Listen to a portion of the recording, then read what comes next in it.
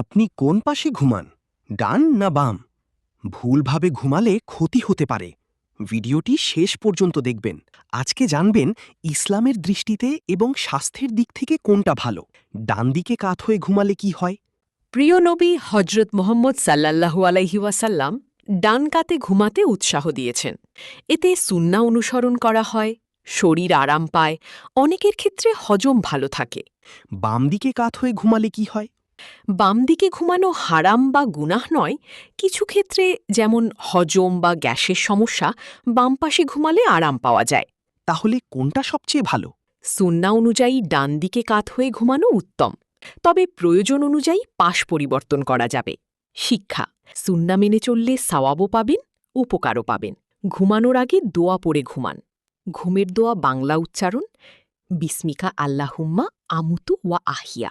ভিডিওটি ভালো লাগলে লাইক এবং কমেন্ট করুন। শেয়ার করে সবাইকে জানিয়ে দিন।